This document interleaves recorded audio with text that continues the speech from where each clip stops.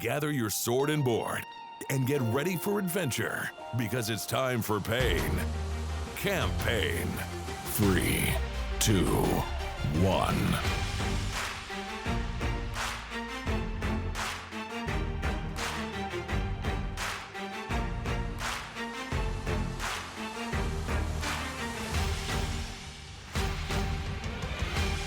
Let's roll.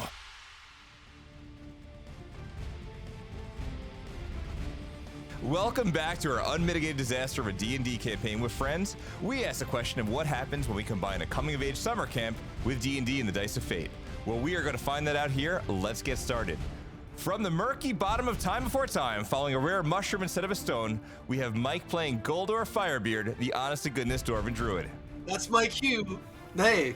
When this Warforged lays its hands upon thee, you better hope for some divine intervention, because wood and metal still has pain and emotion, even with seagulls. Mike Levine, TR33, the Warforged Paladin. What's up, everybody? Stay on the righteous path, my friend. When tracking is needed across a path that seems lost or an arrow needs to find its target that seems too far away, we look no farther than Bridget, our tiefling ranger Bellith, who hates plants, loves adventure, and who'd rather pull out her bow than engage in a pointless conversation. I can talk this week. Woo! Yeah. And she's ready. And I'm Michael Height, off-key, ready to rock as always. I play Seven the Bard. And it's not about me. We have Liam, our DM, who's going to bring us back up to speed. But before you take us away, I think it's time for a little story with a bard.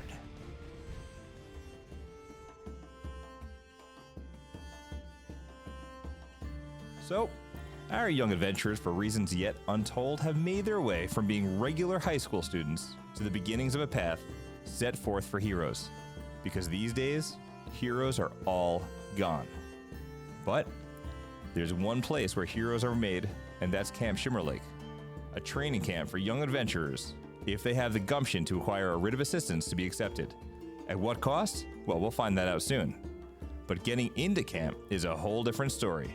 Our adventurers receive their writ of assistance after clearing out some unsavory pests underneath an old wizard tower, quite possibly meeting a man whose business practices could have possibly proven worse, as seen with a beaten-down goblin serving the needs of the brewery.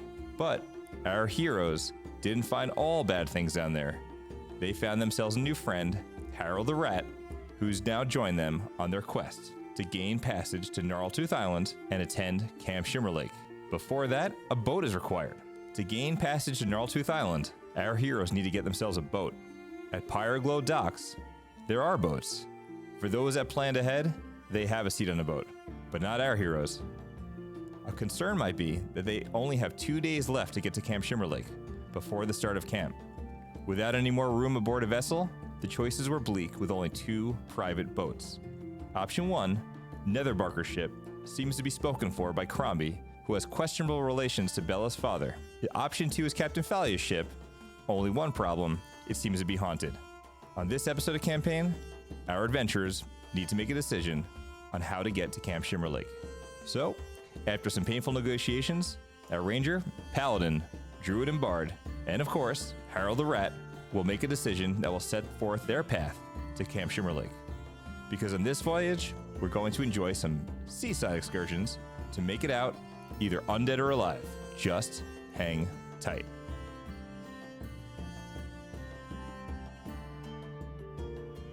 Good evening. Last time, our wannabe heroes visited the Pyreglow Docks to seek passage to Gnarltooth Island to make it to Camp Shimmerlake in time. With 2 days left, they found 2 possible paths: get their way on board Netherbarker's ship, or investigate a haunted ship for Captain Thalia, who recently suffered the loss of her own ship to pirates. We find our heroes and Captain Thalia in a tavern where Captain Thalia just revealed that a haunted ship existed in the harbors of Pyreglow. So here we are, huh? Well, So we're back in the bar. Are we back in this classy establishment? So, what do you think? Do you want to investigate a haunted ship? I think we should check it out. What do you guys think? I'm down for ghosts. Let's go figure out if this thing really has any undead. All right, couple of ground rules before we go. So, I think you all look like you're people capable of clearing out this ship of haunts. But I get the ship and half of the loot. I'll gather my crew while you clear out the ship, and after the trip is done wherever you need to go, I'll catalog the loot and give you about half. About that? All right. Sorry. It's Half. hard to look at a contract with about. I don't know, guys. I think maybe we should do it for free. What do you think? Free? Hey, Paladin. I like this tree. Well, although you may like this tree will not be able to do it by himself. So we're going to round up to half, and plus casualties, plus problems, and repairing any issues that we may run across. With any casualty increasing the cost, it seems like half would be somewhat reasonable. And now, does that give us half ownership of the ship? No. I get the ship because you're getting a free ride to Gnarltooth Island. Right? It wasn't free without a ship, but it costs a lot less when you have one. Would you say that we could use this boat to charter in the future, maybe at a reasonable cost? Oh, of course. Little to no cost. You are getting me an entire ship, plus half its loot. One last request. Could we name the ship? It just feels like after this undead experience, maybe we want to give this a new, fresh voyage. Something inspiring. I'll agree, but you guys have to get the paint to name the ship. We're going to write it right on the side. Let Can you everyone just know. give us a moment to discuss? We'll be back in a moment. Sure. Guys, does that sound like some really terrible negotiating? So, like, you guys move off to the side, and, like, just, like, all the bar patrons are just, like, staring at you, trying to, like, have a private conversation in the middle of a bar. What? You've never seen a stone rock paladin before? Relax. You're gonna give him a, complex. I think they're looking at you. Guys, what do you wanna come up with? Like, what kind of name do you guys Well, want to go with first off, we here? want you never to negotiate again. That's first. Yeah, let's start I there. was just trying to be nice, guys. I mean, like, what's the big deal? Listen, keep the holy and mackerel. Just, you got this, man. Guldor, any ideas for Bellith? I think we should take out the ghost before we think about naming the ship. Yeah, what I if, say we like, go with we the name. don't take out the ghost, That's a and valid then point. we don't have a ship to name. Okay, so let's look at it from this perspective. If we don't take out the ship, we don't have a boat. If we do take out the ship, we have a boat and we get to name it. And at least we Right. get to kind of negotiate with the other boat if we have a problem, right? But how are we gonna take out ghosts? Go boo, and then they'll maybe go away. Good plan. All right, we go with Bellith's idea. We go into the boat, we take care of it, we say boo, they all go away, we name the boat. You guys can figure out the name, and we get to camp. Hmm. I feel like it's solid. After TR33's expert negotiation skills, I don't think we could get more than half, so I think we're good to go. I'll settle with Right. that. Let's lay on some hands. All right, my good friend. It looks like we're ready to take upon your haunted ship and to bring it back to you slightly less haunted and ready for sailing. Very good. I'll round up the crew. The only thing I know about the ship is that Lester Up Finehorn was the hero who secured the ship shortly before he went upon that mission where all the heroes disappeared. So he wasn't able to fully investigate it before he disappeared. But apparently you can hear terrible moans and screams at nighttime. And that's really when the ship is most active. So I would say wait till night. That way you can make sure you clear it out of anything in there. Wouldn't it be nice to clear it out maybe as the sun is starting to go down and kind of ease into it? Or you think go right at night and take care of all its problems? Well, I certainly don't want to get caught in the middle of the night if you didn't clear everything during the day. So, Valid. All right. Lestrop used to be the liaison to Camp Shimmerlake. I don't know who's currently in his position now, but I know he was the one to secure it. Would you happen to have a picture of him or something we could, like a visual? Oh, I don't know what he looks like, but if you go to the Hero Liaison office in Pyreglow, they might have some information. Okay. But you know what, What time is it like now? Like about Yeah, Like we're middle of the running out day. of time. So right now, because you visited the brewery earlier this morning in the day. If you remember, you picked up your writ of experience. You walked down to the docks, did all that. So I would say it's probably like early afternoonish. Okay. So you have some We got time. Maybe we could squeeze in a little rest. Is that kind of insane? I guess we would maybe a short rest. Is that Are possible? you guys not fully rested? I 'Cause you had feel several that way. days. No, I feel great. Yeah, we feel pretty good. I say we Yeah, I head think we're straight fully for rested, it. We so- go right in. Is there anything else about the ship that you think we might need to know? Is there was anything previously like a danger on the ship, or are there any booby traps? Is there anything? I think I just wanted to say booby traps. Is there anything about the ship that could possibly be something that we should be aware of in general? Any hidden passageways, doorways, the ghosts cabins? are the Does thing it we look wanna- like I've Yeah, been well, on that there's that. ship? Wait, so you're telling me that you own the ship, but you've never been on it? No, I don't own the ship. That ship was secured by a hero before he disappeared. Left it in the harbor, couldn't take care of it. Oh, so you kind of repo the ship. It's under your. Yeah, under we're your going to be borrowing it until the disappeared hero comes back, but it's been, almost a year. And no one wants to So haunt the you ship don't- anyway, so... We might take it off your hands. Stealing. What's Yeah, the we're doing the public a service by getting rid of a haunted ship. Everyone's complaining about the screams at night, so, Oh, so if we I just took agree the with streams her. with us, yeah, that's a good point. Can we step over to the side real quick? Let me just talk to my friends here. 1 second. Oh, so sorry. We just need to. I just need another minute. Why are we giving the ship back? I mean, I know you probably feel positively strong about doing the right thing, but he repoed the ship.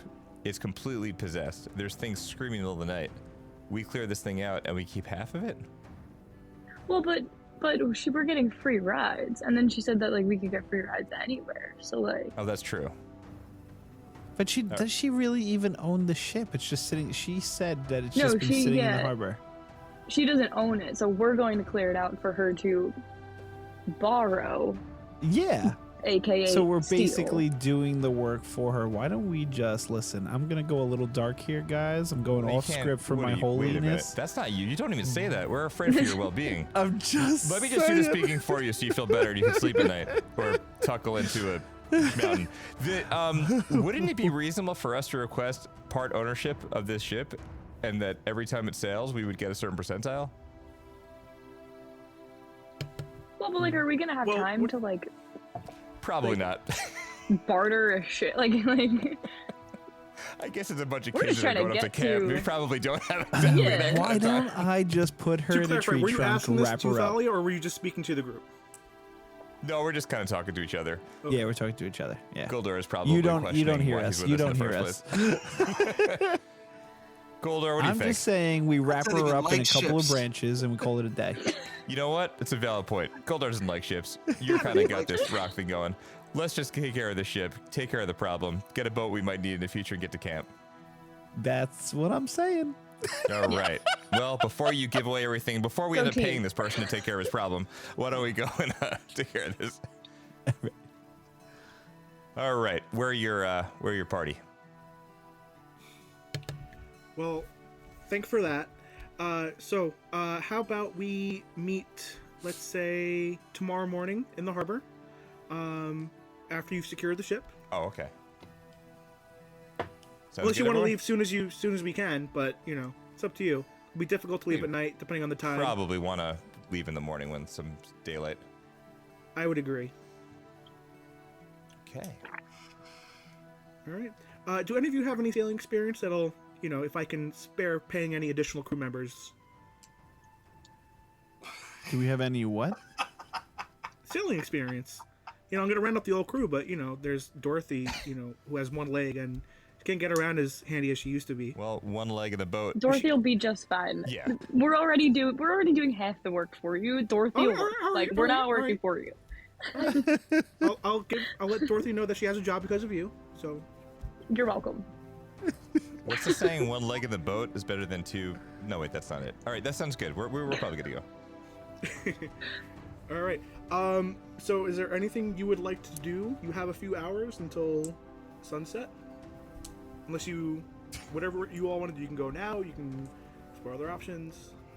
Is there like anywhere to find out like information about this boat before we go onto it? Like what's been up So, with as it? Thalia said, the only person who would have known more about the boat was Lestrap Finehorn, who worked for the Pyreglow Hero Liaison Office. So while he was probably replaced, perhaps he has some records there. Is he? Okay, well, I feel like we would want to go there and see if we can find legitimately anything about this boat before we just wander onto it like a bunch of weirdos. I like that. But is it worth it to do like an insight check in the bar because everyone sort of turned around and stared at us to see if anyone looks like maybe they know more about the boat than we originally kind of gave on. Oh, are you asking me, or are you asking the party? Yeah, I guess I'm just doing an insight check, if that's all right. Yeah, go ahead. Before we walk out. Yeah. 18 plus 3, 21. Everyone in the bar, based on their body language and their mannerisms, just seem to be curious what these, kids are doing and asking about in the middle of the day at the docks. Yeah, that's about it. All right, kids and bars, I guess. All right, I say we go with Bridget's plan. Yeah, I say we go and like just try and figure out, like, go to this office and figure out if we could find just literally anything. Okay. So you all ask around for directions to the office. On the way, you pass some markets, you pass a local church, and eventually you make your way a little bit more back into town proper instead of the docks, to the Hero Liaison office.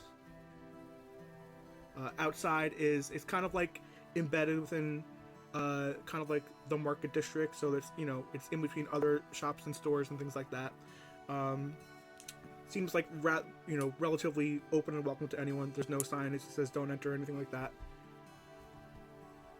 In we go. Just for the audience, sure. Don't like visually show you're knocking, like say you're knocking. Are you guys okay with going in? Yeah, sure.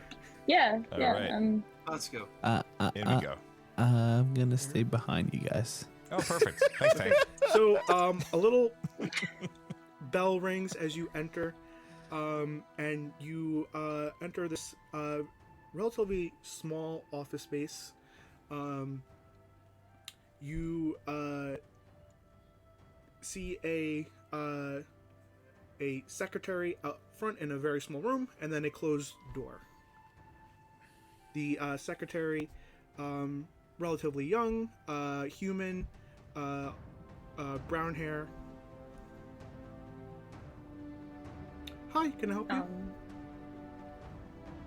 Hi, how are you? I'm doing fine. How are you? Fantastic. So we have some friends here. We're looking for what was the guy's name again? That guy? The prior owner of the prior captain of the vessel, the haunted one outside? Yeah, what was his name? It was Longbeard or something like that. You mean Lestrap Finehorn, the previous liaison officer? That's the one. You were this close. This close. He was amazing. He hired me just shortly before he disappeared. He was a great guy. He disappeared. He'd be ashamed to know that you butchered his name like that, but otherwise great guy. Well, I'm so sorry. So sorry. So sorry. So sorry. your friend is he went missing, huh? Well, yes, did the other heroes. They actually took him out of retirement. That's why he was in the liaison position. He was a retired hero, but their need was so great that they even brought him out of retirement. One of his pet projects was, as you mentioned about the ship, was securing that ship that wandered the seas, and he was going to try to rid it of the haunting, but unfortunately did not get the chance before disappearing. Do you know anything about what he was walking into before he went? I have no idea. He may have some records, but you would have to ask Mr. Applewater for those. He's the current hero liaison. Many people. Did he go in with a pretty big crew as well? Were other other people missing as well besides him? On the mission? Yes. Well, yeah, that's why there's such a need for heroes right now. Like almost like every hero in the land pretty much disappeared, retired or not. Was he the first to go and try to rid of the evil that was on the boat? I don't know if he was the first. I just know he was called around that time when everyone went missing. Oh, wait, but You he said that went he- missing Oh, you're talking about the boat? separately. The boat, yeah, the boat. Oh, the boat. No, he tamed that maybe like a week before he went missing. Oh, I see. I'm sorry. So he didn't go Yeah. missing on the boat. He went missing with the other heroes. Correct. Yeah. Do you know anything about people that have gone onto the boat to try to rid it of the evil that people are speaking of, or the screaming? Well, we actually did send some of the town guard to try to investigate. Unfortunately, they did not return.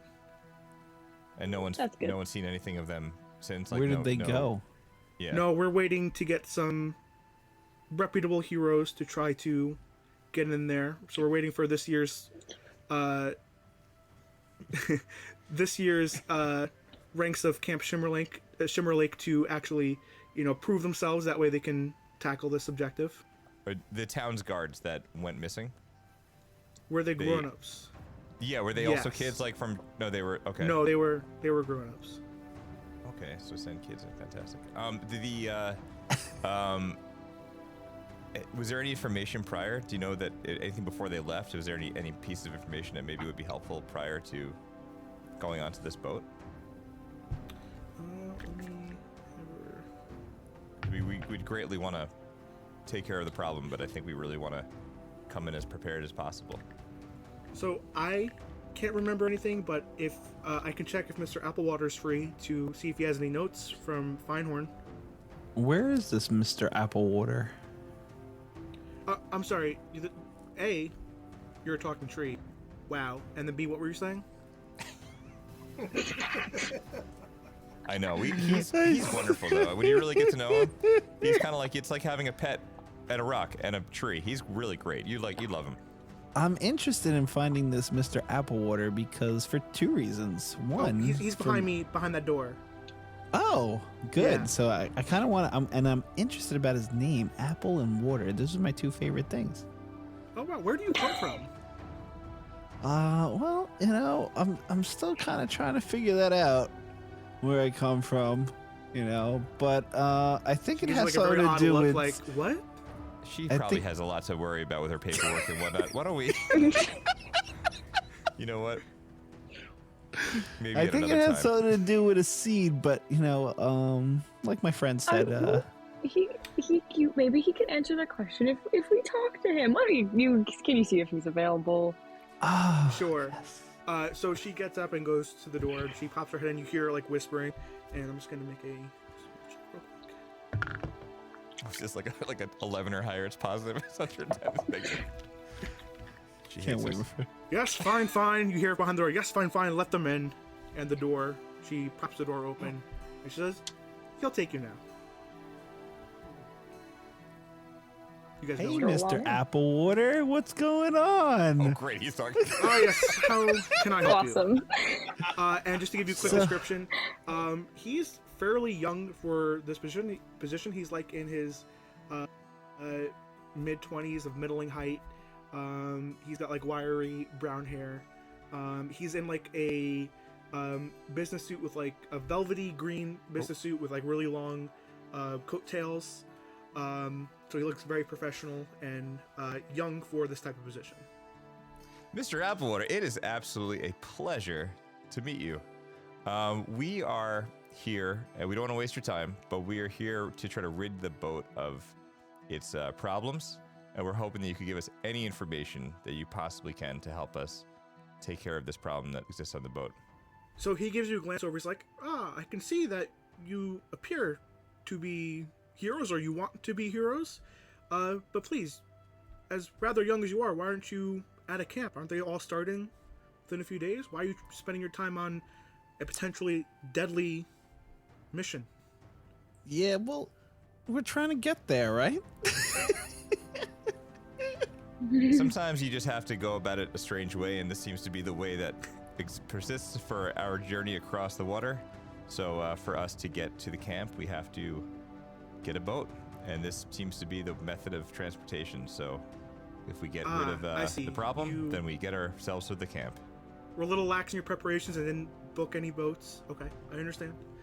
Well, I'm glad to help because I want to make sure that the next generation of heroes are capable.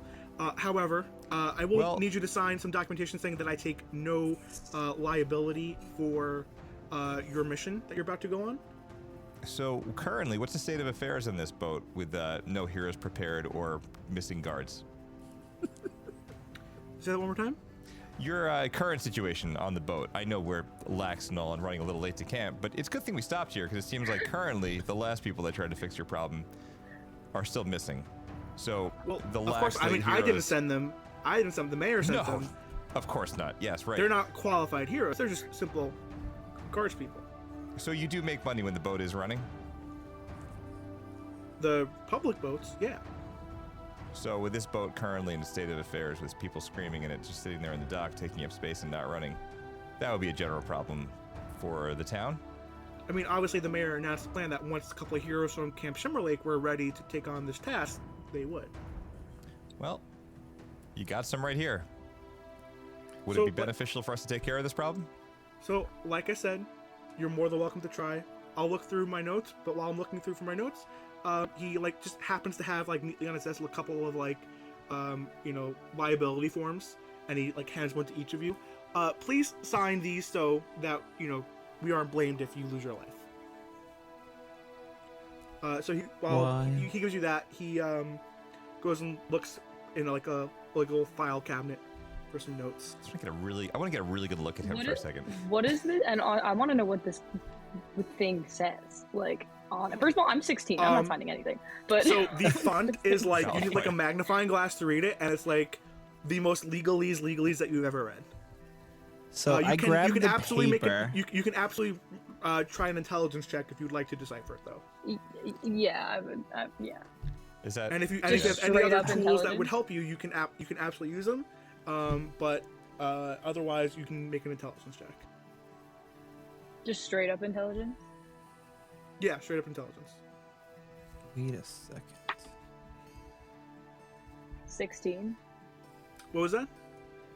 16. 16. And then what do you? Oh, plus. Wait, you looked at intelligence, and if it's just the straight up modifier from the top. Yeah, straight up modifier. Yep. That's all I need. You just click on intelligence. Yeah. Okay, so 17. I got a 19. So. Whoa. That's what I'm saying. Tree. Wait, I'm sorry. I thought I had a spell that could help us out here, and I was looking through my spells real quick.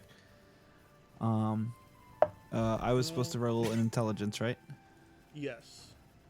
You should probably give us a heads up if you're gonna start casting spells on people. Sorry, I had yes, my first roll, it's decent at 14. Okay.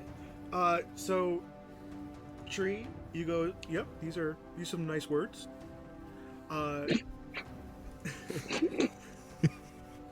And, cool words. You can choose or not to sign, but you're yep, these are some words. So the writing is almost indecipherable to you with the size and the legalese. Leave him alone.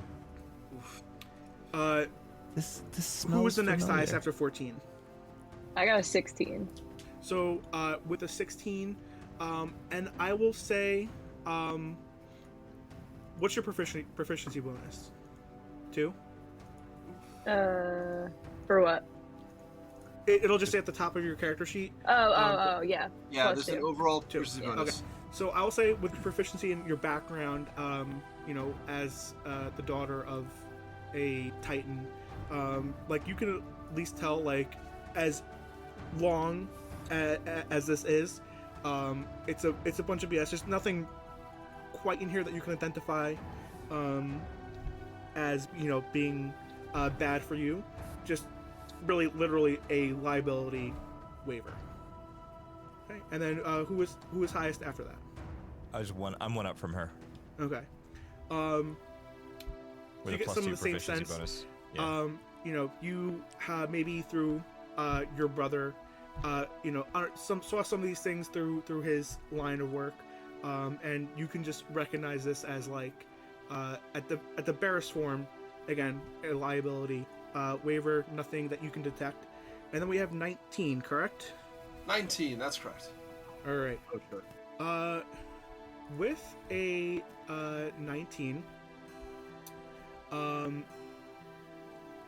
you do see in there that because this is now an official mission through the Pyreglow offices, that you are now establishing essentially a contract with them. So you are becoming official employees of Pyreglow, and you need to make sure that you cause no damage to the town or the mayor's reputation on their behalf.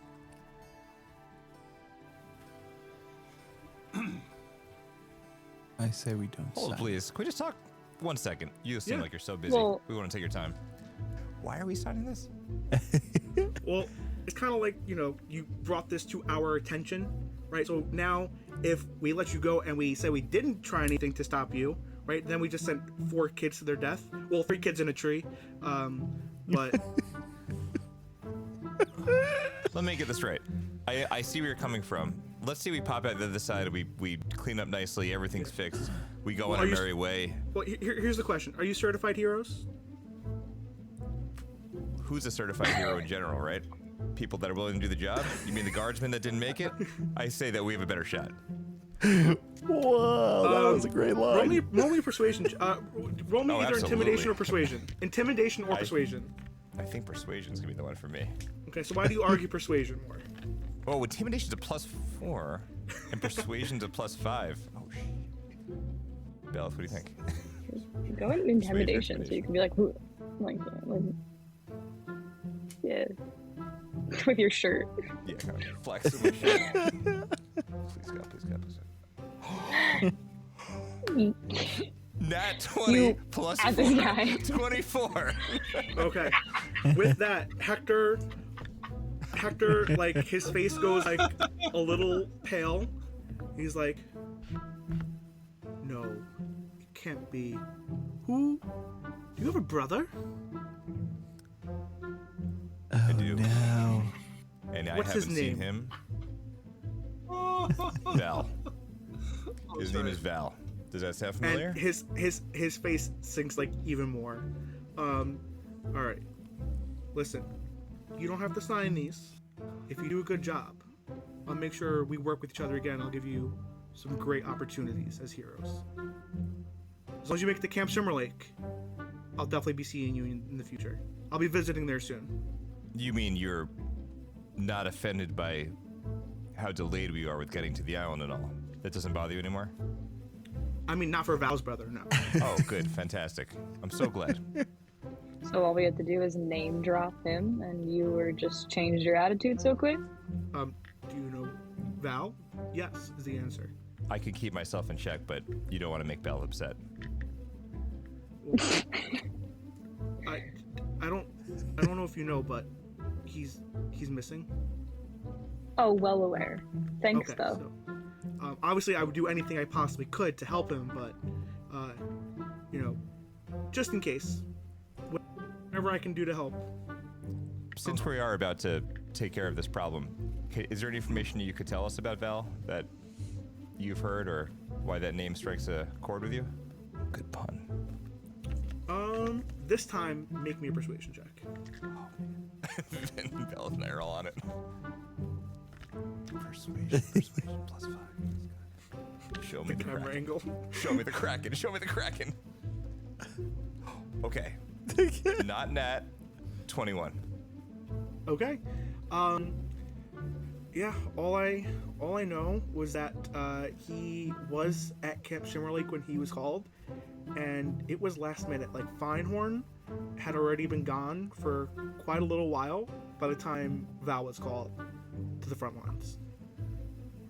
That's all I know, or at least all I can tell you. So he was called to the front lines, and then from camp, and then that was it. Yeah. Anyway, I found these notes from Feinhorn.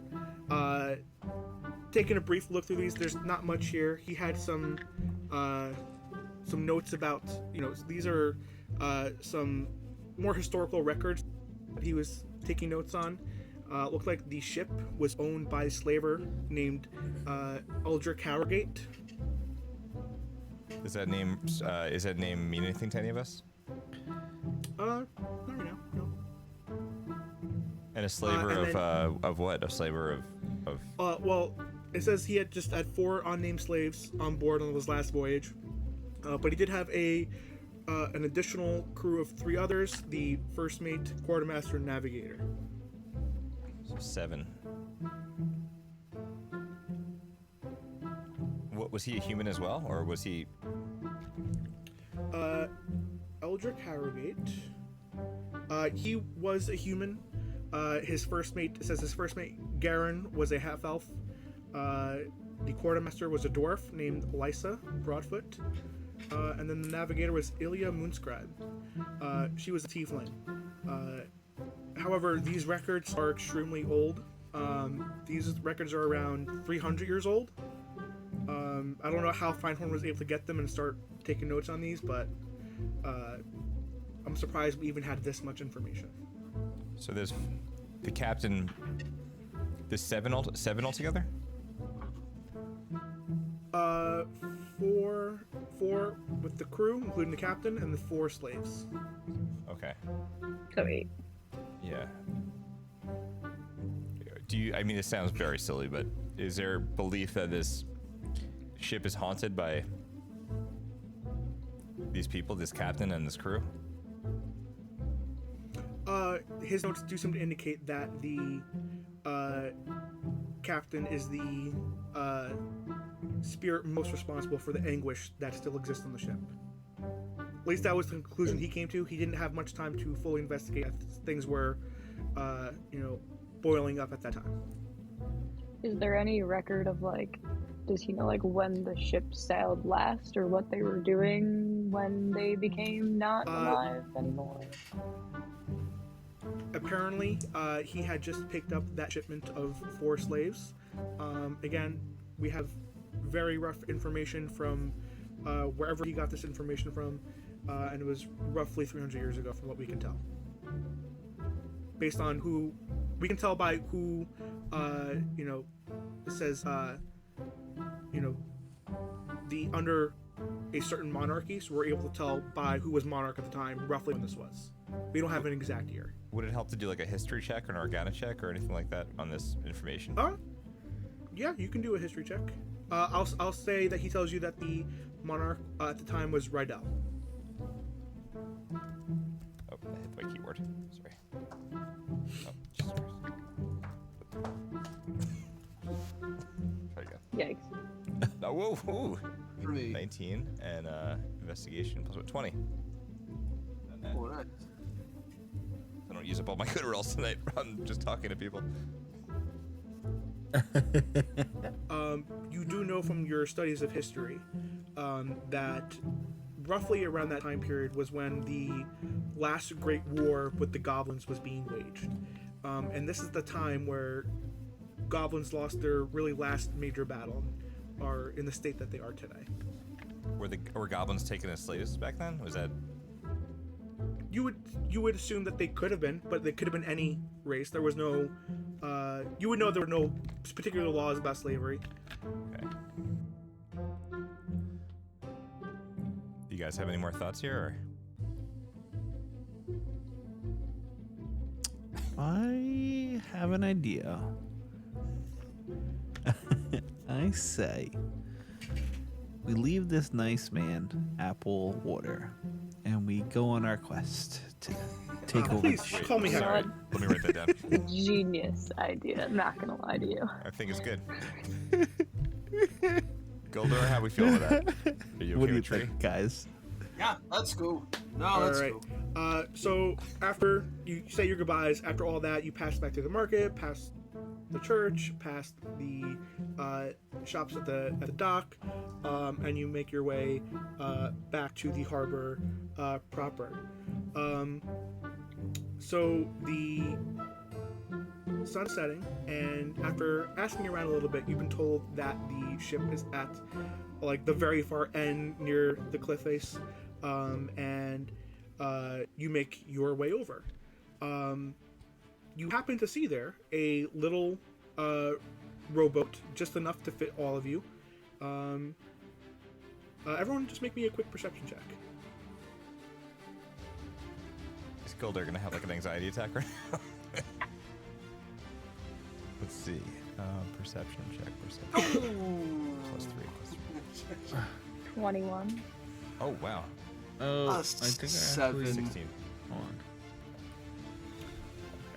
on. So I got a 1. That one? Everything looks correct. Right back to the rolls. Okay. Better than a 0, I guess. I mean, Wait, was that like, nat come one? on. Yeah. This is why. Yeah. No, I got well, it's a 2. Okay, I so got it's a a 2, okay. negative 1 Okay. on my who got perception. below a 10? So Who got below a 10? it was a 10. Oh, I got below a 10. Okay, so you both, I despite raised my any tree branch. trepidations, you both feel that you are as ready as you possibly can be. You're like, yes, I can get on that ship, and you hop on the rowboat.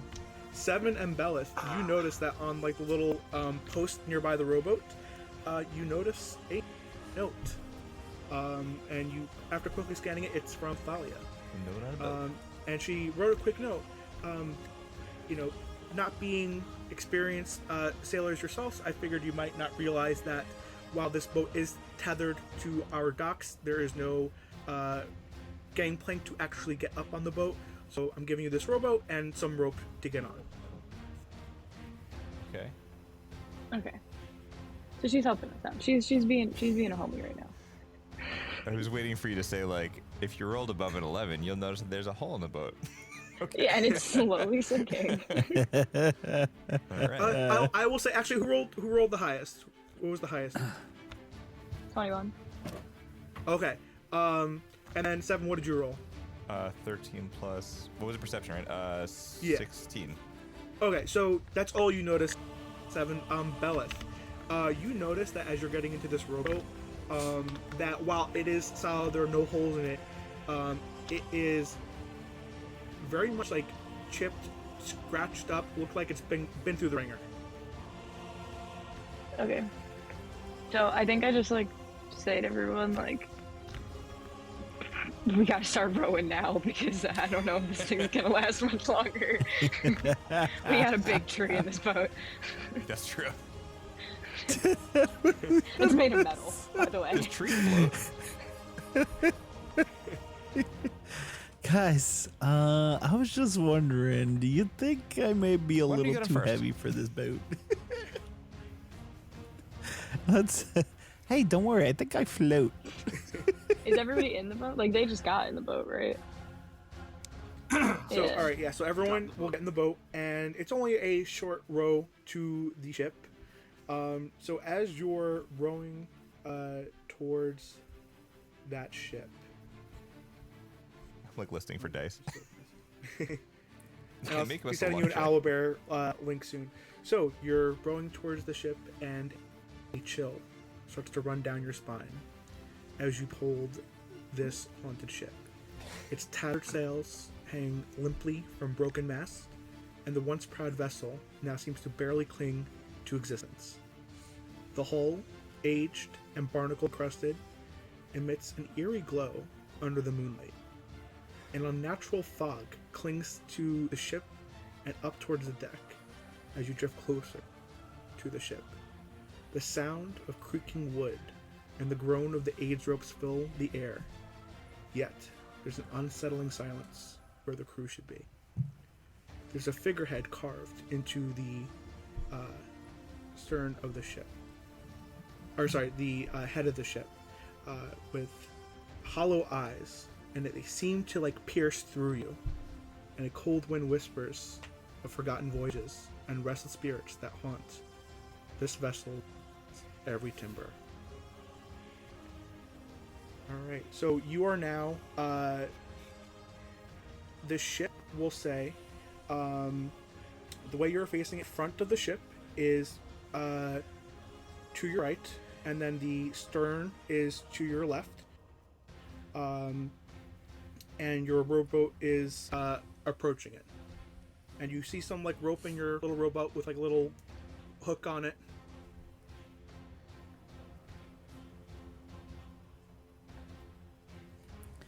All right, guys. I say, let me toss this hook onto the boat. So Tree, I'm gonna need you to make a dexterity check for me. I'll say dexterity or sleight of hand, whatever you would like to do more. Those are the sound of the shrieking eels. They only get louder when they're about to feast. I'm gonna go with sleight of hand.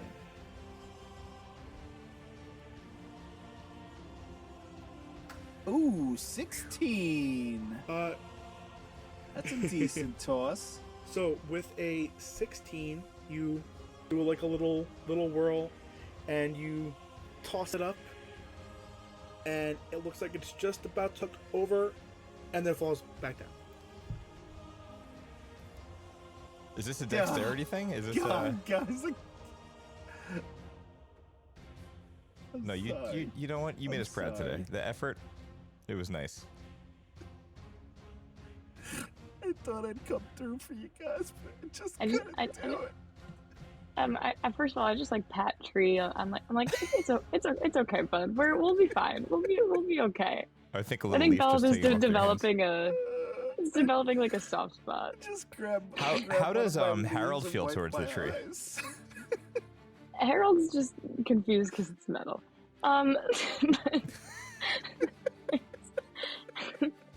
Harold's Does just Harold in my seem pocket. nervous? I'm so curious. Does Harold seem nervous around the situation? Like, can we pick up on like animal sense? Like, is Harold kind of freaking out? He is feeling safe with like just like on. Is he on your shoulder right now? Like, where is he? He's like, I feel like he'd be like in my pocket. So he's just going to assume wherever he is, that he's safe. Okay. He doesn't know that he would be upset until you're upset. Doesn't I'm know going to he's believe that walking. Harold is our Love new that for danger Harold. detector. Well, if Harold seems fine, I guess we're all fine. We're all okay. All right. So does anyone else want to give the rope a try? I got a +2 to Dex. You want to try? Sure. Bellith, what do you have? You want I have +3, so if you fail, I'll try. You want to go for it? Why don't you go for it? Okay, I'll try. Sure. Before Yeah. she does that, I'm gonna cast guidance on her. Okay. Absolutely. I know, right? I was like, wait a second. What is that? What do I add? What's I can guidance do useful stuff. Guidance Guidance will add 1d4 to. Okay. Yeah. Do you have And to roll that beforehand? No, I believe you can choose to do it afterwards, if I'm not mistaken, Norlet. Yeah. Yeah, so you can choose it. Yep. Yes, gotta you get can do higher it. than Choose it 16, afterwards right? as well. So, I'm just gonna turn slowly to Guldor, and I'm just gonna look at him, and I'm gonna be like, really, really? Man? You know what? I'm gonna. Not really Like, sure it do you works have out, trees. something against trees, Guldor? Hey, you know, like, tree, what's tree. Look at me. going on, Look at me, bro? tree. You going, buddy? You rock too hard for one hand. I'm gonna throw a bardic inspiration at tree. All right, Beth, make the roll. Tree, I really thought you'd do it, and then you didn't. Fine, I'll just sit I over just use a here. bardic inspiration to you, buddy. I rolled a 19. I guess I just don't So inspire you anybody. pretty much so you basically do the exact same movements as Tree, and as you toss it up, it makes that one little extra inch that needed, and it clings on to the side of the ship.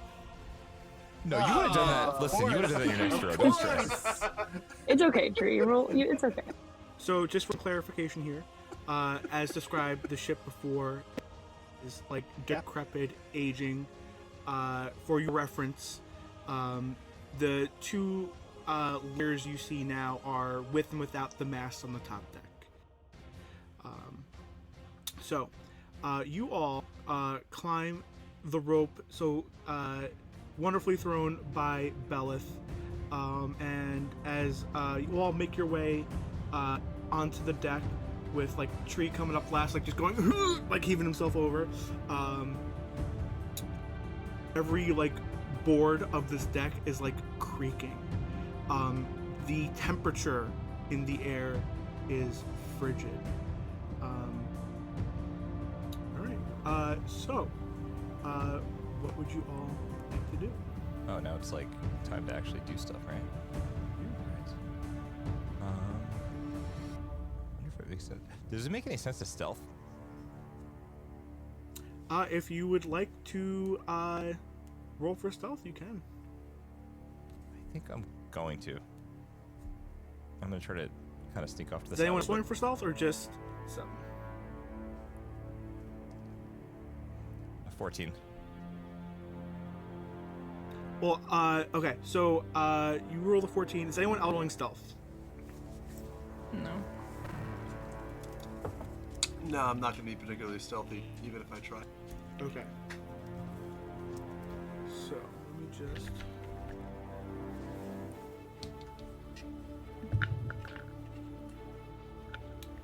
Alright. Peekaboo, they see you. So, 7, you start to, like, crouch down and you're, like, going all, Mission Impossible as you're, like, crouch walking across the deck. And even so, everything's creaking. Where are the rest of you going or walking?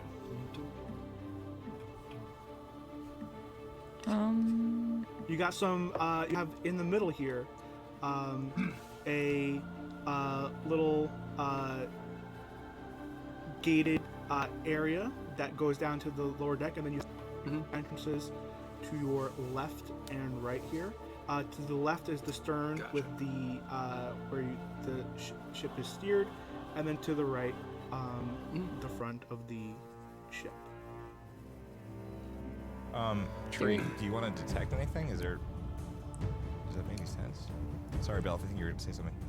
No, I was just gonna say, do we notice like anything like right off the bat, or is there? It's just like weird vibes. Make a perception check. Ooh, 10. I can make a perception check then. 14. 23. Whoa. My shillelagh, that's pretty nice. I know, right? So, Bellith, with a 14, you notice that like the cold draft of air is coming from like the entryways to your left and right. With a 23 Guldor, you are noticing that what you assumed at first to be like dirt and muck upon the deck of the ship, now you recognize as old and caked blood on the deck of the ship. Almost like thin, dusty plasm that you can't quite identify. What? We're all like, let's just stay perfectly still and wait for them to come down. All right. I think we're going to, I'm going to stay up top side for now. I'm going to head toward the stern. So, as you all start walking, is anyone else following Guldor? I'm gonna follow him. Does dark vision allow them to see anything that we're not seeing? Who here actually has dark vision? I do. I have dark vision. So yeah, you're able to, with the moonlight and everything, you're able to see typical. Anyone who does not have dark vision, with the moonlight still out, you can make things out better, but with less, what's it called? Less competence than the other two. So if you would have actually had made perception checks, it would have been worse off for the both of you without the dark vision, if you both don't have dark vision. Okay, so as you're all moving towards the stern of the ship, you hear a faint, angry moan. And I would like you all to make a dexterity saving throw. Dexterity saving throw. Saving throws up top. Saving throws. Oh, I see. +4. Okay. 23. Nat 20 Three. plus 5. Nat 20 plus 5. 16. Okay, and then Tree. So yeah, I rolled a 4. Oh boy. Okay. All right. Yep. That's Oh wait, can we add another icon on the screen? For Harold. Yeah. It's like Remy from Ratatouille. Bridget, do you see him? He's on top of your trophy. Oh my gosh, yes. Oh, love him. Okay. Okay. Alright, so just say you rolled a 4? Yep, I rolled a 4. Alright. So, Guldor, you are the first to notice a spirit appearing out of thin air and swooping down at you. You duck. Bellith, with her quick reflexes, notices as well. Ducks right behind Guldor. Punches in the face. Tree is like, oh, I made it on the deck. He's looking around, and the ghostly specter takes a swipe at him right across the shoulder. And by that time, Seven has already noticed the new challenger to this group. And the ghost, as it takes a swipe as at it Seven, moves into my. makes its way back over here. It goes, "Arr." And you see the ghost of an emaciated elf that looked like it once held a proud bearing, but has since been broken and is full of anger and sadness. Please roll for initiative. As it, Go as ahead it- if you want to do something. Yeah. As it moves to within 10 feet, I have a new spores Cool. ability. So as it moves to within 10 feet, I can use my reaction to deal 1 to 4 damage. Awesome. It has to con saving throw DC 13. So, So your spores. Describe what the attack usually typically looks like to me. basically, I have a in combat. I have a halo of little glowing green spores that extend out from me by about 10 feet. And anything that comes in, I can cause them to like start glowing and dealing necrotic damage to things that come within 10 feet of me, Okay. or if they start their turn there. So, after it loops around and you start sending out because it's not creepy your enough. spores, the spirit happens to rise a few, like 10 feet up into the air, just to dodge where the spores were. Just to. It rolled very high. Yep. Gotcha. No worries. It floated 10 feet up in the air, previously where the spores would have hit it. And then, Tree, I need you to take 2 damage for me Whoa! from the swipe from before. Sorry. After that, everyone can roll initiative. I'm trying to remember. Excellent. Burn. 17. 7. 14 plus 3 is 14, 15, 16, 17. Who has 10. Wow. so I'm going to say, Bellith, I'm going to give you, unless someone gets an 18, I'm going to give you an 18. I'm going to give 7 a 17, because he has, you have the higher dex modifier. I'm sorry, Tree, what was yours? I got a 10. 10. If you all click on the last object on the right, up on the upper left-hand corner, like the crossed swords, I put in the tracker there. Oh, that's kind of cool. Just make sure I put in everything correct, and I'm just going to roll initiative for this.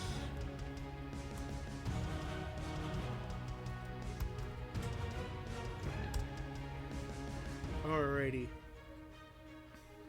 So, as the spores start to dissipate, and you're all getting geared up for combat here, the spirit floats back down towards the deck, and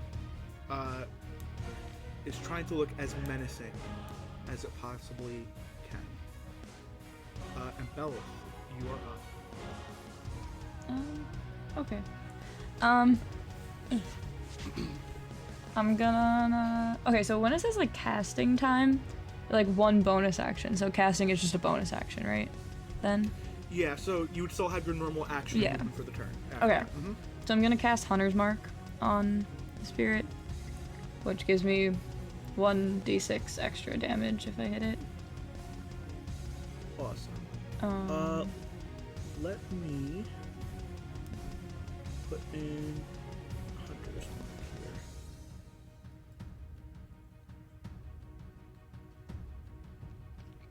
Okay. And you said 1d6 extra damage if you hit it? Yeah, and then I get advantage on perception and survival checks. Like, if it disappears, I can find it again. Sure. That's awesome. And then I'm just gonna straight up take a shot at it with my bow. Alright. How you are... Let's see. You are within, like, 10 feet of this thing. Is there any penalty for using the bow that close?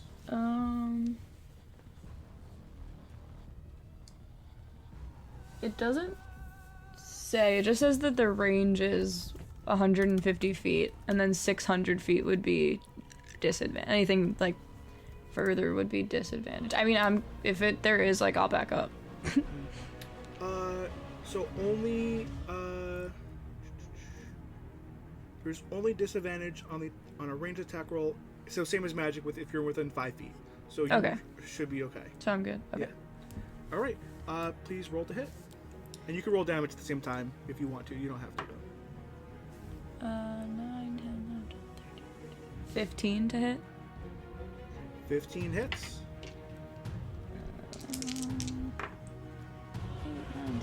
12 points of damage. Oh, nice. Okay. So, tell me how you loose this arrow against the spirit. What did you say that it looked like? It was like a... It's like an emaciated elf spirit. I think that, like, she's just so freaked out by it that she just, like, knocks an arrow and shoots at literally anything. Because she's like, ew, gross. Absolutely. So this arrow, as it starts flying towards the spirit, it hits it in the arm, but you notice that it doesn't, like, cleanly go through almost. Like, it goes through, but it's like almost like a little flicker, and the spirit doesn't seem too bothered by it. That's annoying. Okay. Anything else you would like to do? Curse and throw your hands in the air. If just a question, there's like stairs there, right? Like if I go down, I'm going downstairs. Are you talking about like if I move like here? like this way? Yeah, it'll still count as like roughly 5 feet. That's fine. But if I go down, am I like now like down below? Like am I gonna get disadvantage because I'm below the deck up top? I will say that if like you are right here, yeah, I would say like your line of sight is probably like a little more off. Okay. I would say you could shoot with disadvantage at that. Okay, then I'm just gonna actually just move to the other side of the boat, like over here. Okay. Because that's in range. Let me take Harold with me.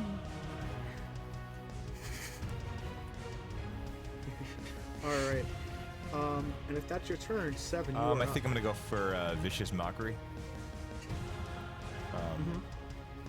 Vicious mockery. I have to roll a. Do I have to roll to hit with that? Is that? No, I believe that is probably some sort of saving. Okay, so as in you unleash a string of insult. insults laced with a subtle enhancement on a creature you see within range. If the target can hear you, though it need not understand you, it must succeed on a wisdom saving throw or take 1d4 psychic damage and have a disadvantage on the next attack roll it makes before the end of its next turn. So I'm going to tell it that it is absolutely a pathetic excuse of an elf. And that is by far the most emaciated, disgusting example I've ever seen of something that bears its name of elf. Yikes. Sorry. So, your words absolutely have an impact on this elf. It like goes from like almost like haughty and proud to like with a look upon its face like, this is not my fault. How could you say such things? And it starts like grabbing its fingers on its head in anguish, and you can see kind of like the particles of the spirit's head like start to like divide, and then all of a sudden the rest of the spirit divides in half and disappears. Well, I guess we solved fixed that problem. So she go back and collect her reward. Bellith just goes, yeah, what Seven Yeah. said. Just, There, 5.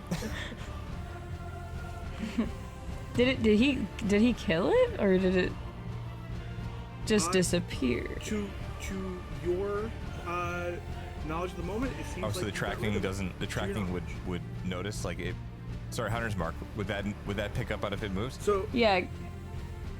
could you read Hunter's Mark to me? So exactly? if it's you have advantage on any perception or survival check you make to find it. So could I make a perception check to see if it's actually gone or not? Yeah, you could absolutely make a perception check. Okay. Well, thank God I just rolled a 19 and a 1. Oh, wow, So I'll the advantage. take the Oh my God, 19. Jesus. Take the Um, 19. I To think that's the your better. perception, as far as you can tell, while the air has not warmed up one iota, you cannot sense, see, or otherwise detect this spirit. Well, I rolled a 19, but it's a 25 if I add my perception. Does that make a difference? Okay. Is there anything about the ground that we should be nervous about? Like, is there any way for us to get a sense of if there's anything bad about what we're standing in? If you'd like to investigate the ground, All right. you can. I'd like to investigate the ground. That's just look for the investigation bonus. Is that right? Just roll with that. Okay. Yeah, you should see it on like your skills. I just got a tab. 13. Yeah. And that's with the bonus, right? Yeah, as far as you can tell, it's just a dirty, grimy, and noisy deck. Can I use Divine Sense? Sure. Read me what Divine Sense does.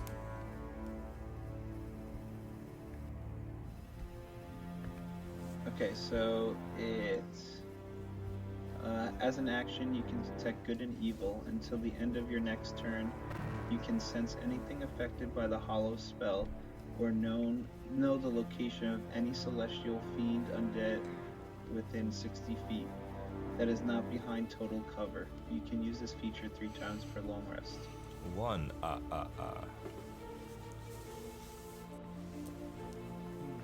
What do you think? I mean, you absolutely can use it. I'm making an adjudication in my mind about the total cover part.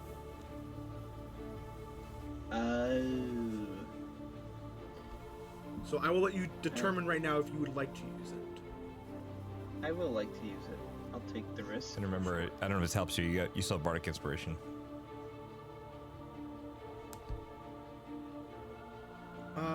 So describe to me how you're conducting this divine sense. So, I kind of perk up. I kind of stretch You perked out, up too much. right? I kind of like spread my tree branches, right?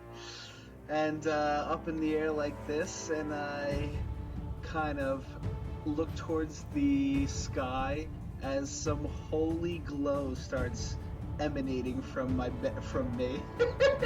And I kind of unleash this like gold glow, and it goes up to No, that's 60 great because feet, you're and very that's- subtle. This is fantastic. A beacon.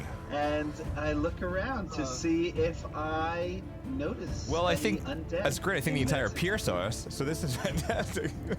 Okay. So I read through the full spell here. If you actually click on it, it'll open up the full description. So just so you can see that Okay. for the future. So I will say that you absolutely detect the undead upon the ship. And the ship itself feels desecrated. You have this noxious odor going through whatever senses passes for a nose in your tree-like body. And you can tell that this place has been desecrated and radiates evil. Wow, does that mean, does Tree or Guldor have anything that they could just decimate undead or evil with their innate abilities? I don't have anything for undead, unfortunately. Tree? Although, can I take a knowledge religion check to see if I have any sense of what that desecration might involve? Well, did Tree tell you about it yet? No, he didn't. What? He's still mad at me because I didn't help him to throw that rope on the ship.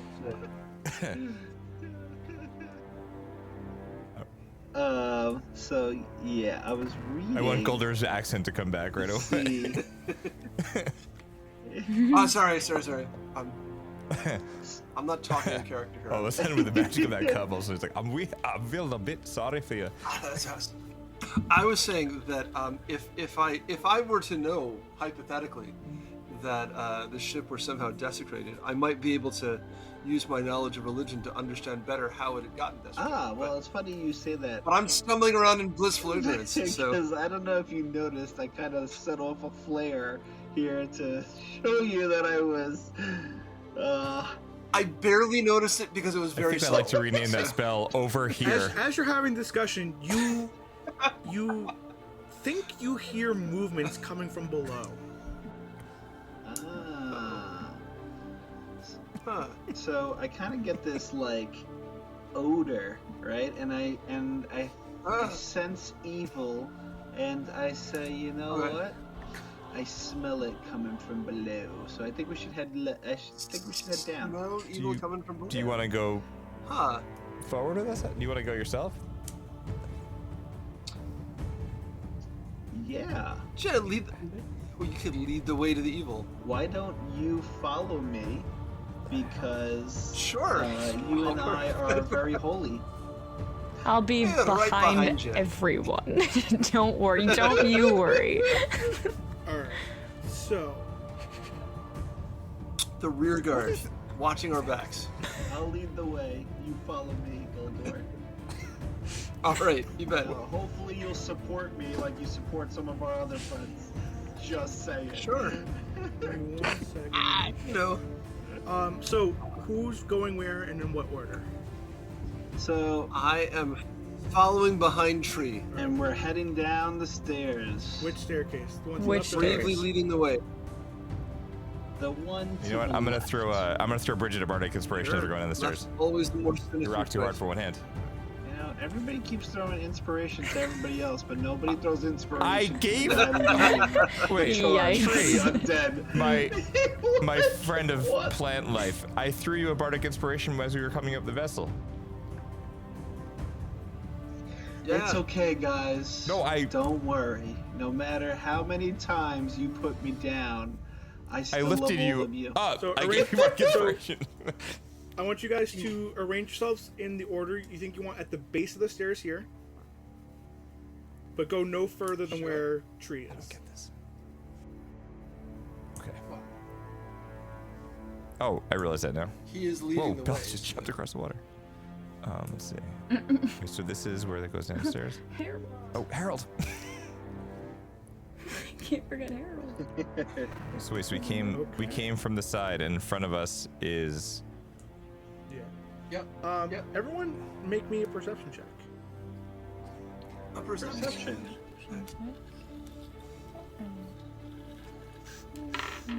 Can't figure it out. Perception. Perceptive as I might like. Damn it, my keyboard. Oh, what do you know? A 9. Oh, a 6. 18. That's better. To see or not to see? And then Guldor, what was yours? 9. No, sorry, All right. 11. Okay, so you enter, as you walk down the stairs, you enter like this common, relatively wide open space. There is a, you still have like the little gated area in the middle of the floor that keeps going down, and you all kind of notice the same features of the ship, like the dirty floor and the frigid air. But Bellith, as you walk down the stairs, you notice on the floor, right by Tree's feet, a piece of paper. Just like a piece of paper. Yeah, I mean, you're not so close up to it right now that you can make out what if it says anything, but there is a piece of paper. It's like by tree. What you said? Yeah. Well, I don't want to go any further than this, so I think I just say to tree like, there's something by. But it looks there's paper. You should. There's something down there. It didn't fall off of you. Don't worry, Bellith. I gotcha. This is my first time picking up a piece of paper. I grab the paper, and I look at it. Okay. It seems to be some sort of journal entry. Would you like to read it to yourself or out loud? I don't know. Can I read it? Yeah, you can read it. It's in common. Where is it? Oh, is it on? The paper's in your hand. Would you like to, before I release the text? Would you or speak the text of the paper? Would you are you reading it to yourself or to the party? I am reading it to the party. Okay. Tree, as soon as you see the message, you may read it out loud for me. Okay. I sent it via text for everyone. But Tree's gonna read it. Today marks day 1. Today marks the beginning of a new voyage.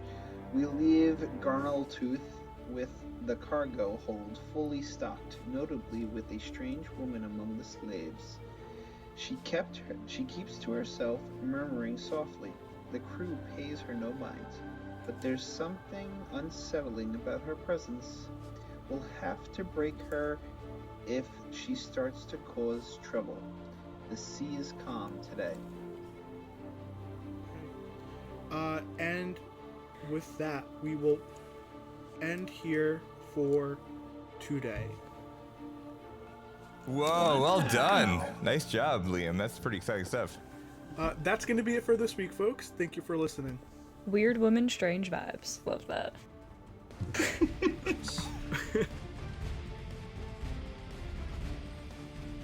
Well, it seems like a good place for us to stop for this episode. Please join us next time as our adventurers jump into more chaos as we make our way through Captain Falia's haunted vessel. Will we gain access to Camp Shimmerlake? Let's first make it out of this one alive. So hold on to your emotional support, rats, because this journey's just getting started. We will see you next time. Campaign is produced by Levine, Orlip, Liam, Bridget, and myself, Michael Height. I edit and mix our show. Our intro voice recording was done by the one and only Coltrane. Music used in this podcast was sourced by Fanatical's 2023 music bundle featuring Dark Fantasy Studio. If you like Campaign, we hope you'll consider going to our show notes and supporting the show. Doing so helps us put out more shows just like this one. Thanks for listening, and we'll see you next time.